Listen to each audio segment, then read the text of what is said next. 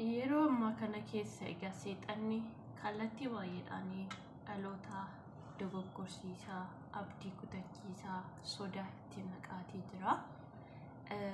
Inni guddaan seexanni dhaloota kan inni irratti raawwatu sodaachisuudhaan namni sodaa keessa galee jira taanaan garuu jireenyi isaa liqimfamee jira jechuudha. Sodaa waaqayyootiin alatti sodaa haalotaa, sodaa naannoo keenya wantoota naannoo keenyatti ta'an ilaallee sodaanna taanaan jireenyi keenya liqimfamaa jira jechuudha. Akkasuma abdii kutannaa inni guddaan seexanni yoomiyyuu yoo ta'e seexanni abdii hin kutatu. Matuma jireenya kee keessatti ati waan nama kadhannaatti cimteef seexanni sirraa abdii kutata miti. Tumaayyuu gaafa ati waaqayyootti cimtu, gaafa ati fuula waaqayyoo deddeebuu jalqabdu, gaafa ati jireenya kee keessatti Kiristoosiif ta'uu jalqabdu karaa baay'eedhaan seexanni kee yoo qopheessa. Maaliif jennaan gooftaa keenya Yesuus Kiristoos wangeela Maatewos 4 keessatti seexanni guyyaa 40 fi halkan 40 erga inni soomee booddee beela'ee karaa nyaataatiin karaa wanta nuti barbaannu tokko jechuudha. Karaa qaawwa sana barbaadee dhufa Kiristoosii nama guutuudha, waaqa guutuudha. Namummaa isaa sana dadhabeera, beela'eera. Kanaaf karaa wanta nuti barbaannu waan xiqqoo isheetiin dhufee seexanni maal godha? Abdii nu kutachiise, ati kun siif hin guutu, hin jiraattu, kanaan booddee. Tole nagaa faraarri jaalallee waaqayyoo dachaa daddabalee isiniif haa baay'atu. Kabajamtootaa fi hordoftoota jaalanneeshoo akkam jirtan nagaa keessanii waaqayyoon ni madda nagaa keenya ta'e galataaf ulfina argatu jecha baga eeggamtanii gargaaramtanii yeroo sa'aatii kana keessanii warroonni yuutuubii haaraa taatanii gara mana jaalanneeshoo dhuftan yuutuubii kana sabiskiraayib godhaa, laayik gochuudhaan jalqaba. Yaada keessan komentii jalatti nuuf qoodaa isiniin jenna. Akkasuma mootiin warroonni mana jaalanneeshoo turtan maatiin koo yuutuubii kana immoo laayik gochuudhaan jalqaba. Akkasuma abboloota keessaniif sheerii godhaadhaa isiniin jechuun jaaladhaa. Yaada qeeqa yoo qabaattanii komentii jalatti naaf barreessaa. Gooftaan baraaf jireenya keessan haa eebbisu. Egaa viidiyoo badaa isiniif hojjechaatii hin turre, viidiyoo sargii tokko gadi isinii dhiiseen ture. Suma sana ilaalattu jedhee uummanni isin jira. Gooftaan koo isin haa eebbisu.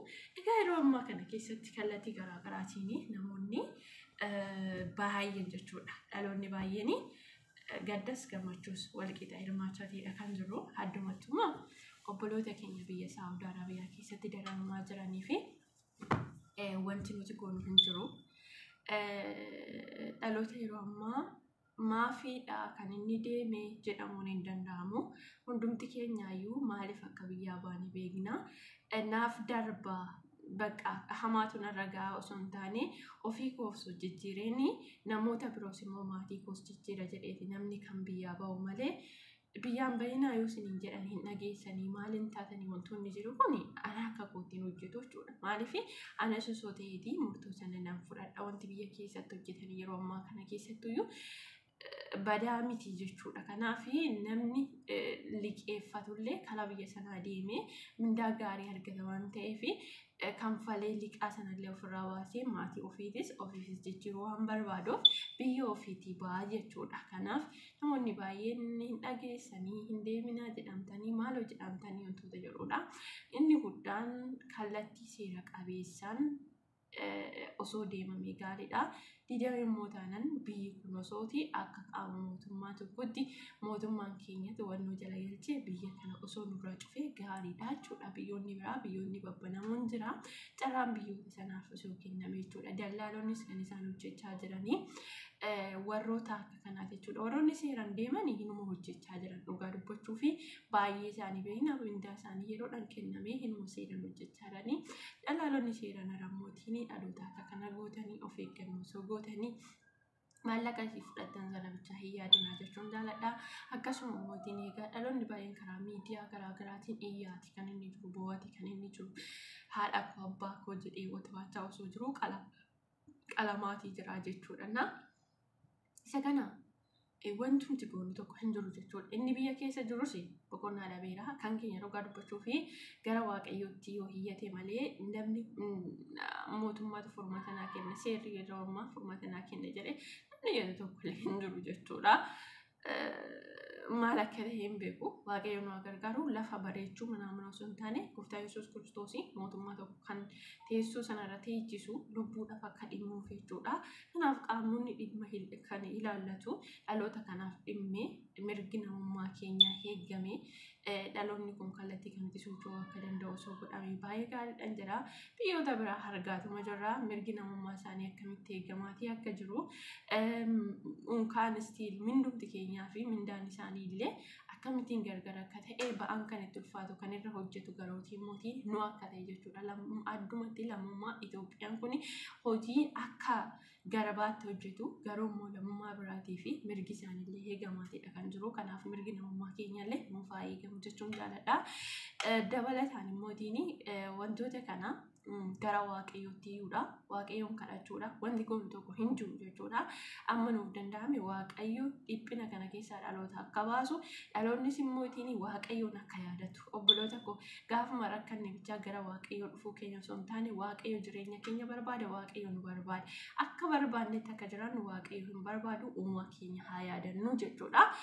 Kanaaf jilbi keenya jabaatee kadhannaadhaan amantii kam keessa yoo jiraadha waaqa keessan kadhadhaa isiniin jechuun jaalladha. Waaqayyoon sodaadhaan dafqa namaa nyaachuu dhiisuudhaan yeroo namaa yeroo dhugaatii warri soogdonni immoo yeroo itti galaa jiranidha jechuudha.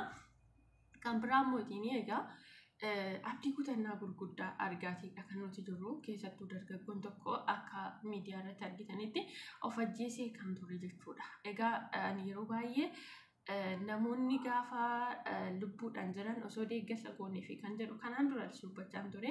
Gaafa nuti lubbuudhaan jiru walii keenya gargaaru wal bukkee dhaabbachuun maalirra jirta jechuun baay'ee bara kana keessa ani amma akka kootti namatti faraduu hin danda'u jechuudha. Maaliif hundumti isaayyuu dhaloonni yeroo ammaa kana dhiphina gurguddaa qaba. Wayyaan kun waan baay'ee isaan dhokse yoo akkana miidiyaa irratti as baanee mul'anne waanuma rakkina hin qabne fakkaata jechuudha. Hundumtuyyuu qaawwa mataa isaa danda'e qaba. Kanaaf miidiyaa isaa sana guddisuun bu'aan qabu hamma jechuudha. Erga inni boqotee akkas ta'e jedhanii addumatti immoo hiriyaa isaatiin isheen maaf hin hubannee fi yeroo inni jiru eessa maaf hin gaafanne mana warri jettanii dhugaa dubbachuu fi ilaa dhiirri dafee abdii kutata. Shamarran garuu murtoo hin taane daftee ofirratti murteessitu jechuudha. Shamarran obsituudha. Shamarran wantoota baay'ee isaa suuta jettee gochuu barbaade. Warri dhiiraa mootiin waan barbaadan sanaafti dafanii abdii kutatu jechuudha. Inni kun nuuf galuu qaba. Warri dhiiraa abdii kutannaa guddaa qabu. Shamarran mootiin hin obsu. Kanaan wal darbachuudha. Waatti murteessuudhaaf warri dhiiraa hin muddamu. Waa gochuudhaaf murtoo tokko ofirrattis haa ta'u waa gochuudhaaf warri dhiiraa hin muddamu jechuudha. Shamarran garuu muddamu. Shamarran waa murteessite taanaan namni duubatti deebi'u sun jiru hin murteessitu garuu jechuudha. Kanaaf dubartiin tun osootii nama kana jaalachuu baattee suura isaa dhoksite jechuudha. Dhugaa dubbachuuf. Jaalala isaa hin qabdu anoo eessatti nagatte kan isheen jette jaalala isaaf qabdu ibsite. Wantoota akka ta'eeti maal gooti bakka hin idoo jira maallaqoodha nama biraan jaalladha jettee suura sana hin dhoksiti malee ol hin baastu turte jechuudha. Kanaaf jaalala qabdu ibsite lubbuudhaan jira. Addumatti amma namoota baay'eedha kan akka kana jedhee barreeffachaa jiru jechuudha. Warri jala deemnee komantiidhaan amalee isaanii buusnu osoo of eeggannoo godhanii dhaloonni kun gaariidha yaadachuudhaani. Maaliif nama tokko amma jabaadhu jedhanii yookaan wangeela keessaa xiqqii tokko kennanii fi sagalee waaqayyoo akkas jedhaadhaan jajjabeessuudha malee ittumaayyuu funyoo waliif laanne jechuudha. Addumatti immoo rakkina keessa namatti hin himatina. Dhugaa dubbachuuf jechuudha. Ani yeroo baay'ee rakkina koo baasee namatti hin himadhu. Rakkina koo keessa kootittan baadha. Keessa koo naa eelu malee keessi koo rakkina koo sana baatee eelu malee namatti baasee rakkina koo qaawwa koo hin himadhu jechuudha. Isteen namoonni hiriyaan garaa eenyu garaa ishee eenyutti maddi hirumaayyuu qabdii kannaan jedhamtu jira jechuudha. Maaliif hiriyaan garaa hin jiru yeroo ammaa eenyumaayyuu ta'e jechuudha. Rakkina keenya waan hundumaa keenya baasnee namootatti manni taanaan jireenya keenya balleessaa akka jiru beekaa jechuudha. Argeera. Himadhees argeera.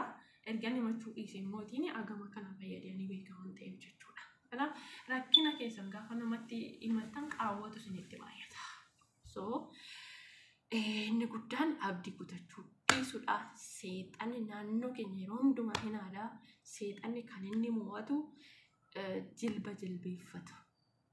Seexanni kan seexanni namni mo'atu jilba jilbeeffatu duwwaadha. Jilbi jilbeeffatee yeroo hundumaa waaqayyoon kadhatu seexana hin mo'u. Naannoo isaatti immoo seexanni hin dhabama. Abdii kutachiisu dhabama.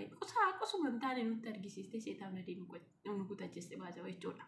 Ati akkas hin taane, ati waan qabdu, ati waan godhanne, ati tokko hoggaa amma kanaa hojjetteertaa, ati duwwaa jirtaa baqqaas hin jedhan. Seexanni jechuudha. Suma keessa taa'e. Dhuguma itti ati mootiin teessee harka walitti reebuu hin qabdu jechuudha.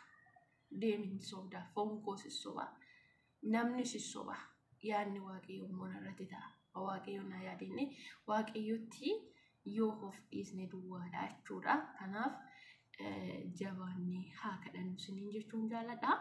Viidiyoon guyyaa har'aatii qabadhee dhufe kanaaf akkaataa gooftaan baraaf jireenya keessan haa eebbisu. Waaqayyo biyya keenya saba keenya lammii keenya kallattii garaagaraatiin bu'aa jiruu fi waaqayyo iyyata isaanii haa dhaga'u. Akkuma Israa'elootaaf iyyata isaanii dhaga'ee waaqayyo gadi bu'ee waaqayyo ofii isaatiin ulfina isaanitti mul'isee ofii isaatii gadi nuuf haa bu'u isiniin jechuun jaalladha. Gooftaan koo isin haa eebbisu. Eebbifamaa. Shaaloom. Amma viidiyoo biraatti walitti deemuun turtii gaarii qabaadha. Viidiyoon kun isinitti tole laayik, sabskiraayib, sheer gochuudhaan viidiyoota keessan biraan nu gahaa. Gooftaan isin haa eebbisu. Eebbifamaa.